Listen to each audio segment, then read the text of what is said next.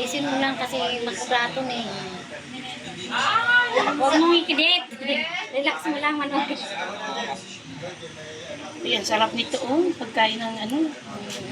Parang Ala, tingnan mo yung kuko, oh. Ayan, oh, nakabaon. Yung nakabaon, tingnan mo. Ito, oh.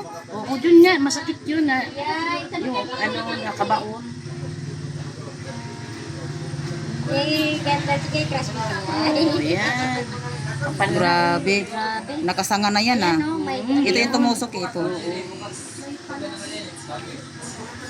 Kaya di ko yung ginalaw. Nakapalinis. Nakatakoy. Ito ang sarap oh. Almusal.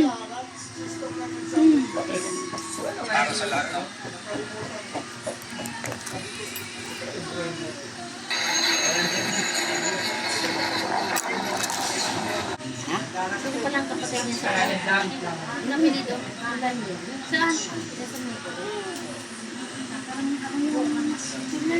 Oo, saan punta? Sila di ba sila Annalisa? Ha? Martina ay, doon sa ano mo?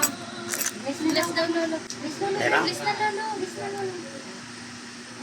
Very good. Dito siya. Dito siya.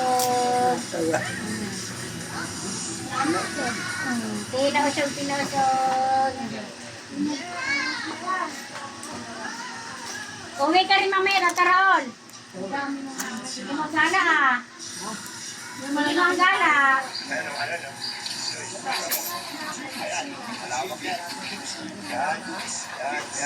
Sino bibenta ng lupa? Kayo, tayo po? Magandang araw po. Buwan ako. Joyce, bibenta lang ng lupa. Kaya yung mga magulang niya ayaw ng makalera na iiyak. Kaya siya lang pinakita ko dito. Marami man ako kung gaano po kalaki yung bibenta niyo. Dali kayo, dali. Hindi ba 60 sabo? Huwag ka tatakbo! Sas. Wala dyan. Kasado. Hoy! Tignan mo!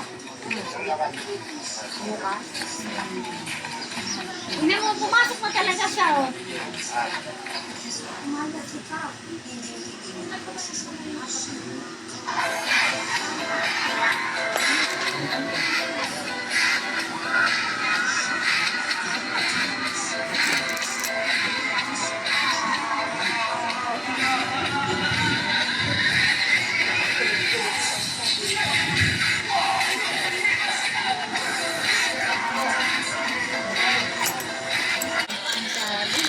Dami.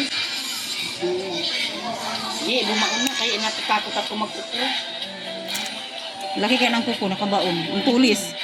Sakit yun. niya eh. Tumusok, eh. Sakit yun. May nana na, eh. Natuyo na yung nana niya. Pag di may natanggal mo, magalalo.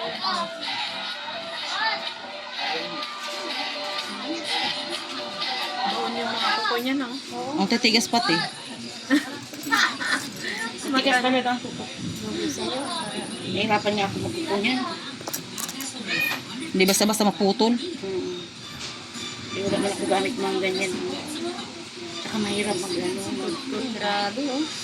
Sarap siya mag-kuskus, oh. Mga baon yung kuko niya sa gilid, ah. Hindi na mahirap ano yung mga baon ng kuko. Dapat huwag mong patagalin mga ano. Eh wala nga siya, di man ako nagpapaan sa iba. Hmm. Tigas Tigas ang ang kuko. Tigas talaga. Lumalaban yung mga kuko niya. At least, yeah, matagal na yung mapututubo uli. Tinatanggal. Parang pakiramdam ko sa parang nakapag... Kasi nakabaon siya. Pag nasa sanggi yung masakit yun eh. Deso, makulit to, makulit. Makulit. Nagala niya si Beth. Okay na yun, meron pa ng tira. Umaga pagising. Kaya na lang kaya eh. Oh, lagi dampay dito yan. May paninsayaw pa yan. May nagkagulo nga siya. Sa pumunta kami na dito lang po. Sa palumapit yun, no? Mahalik siya.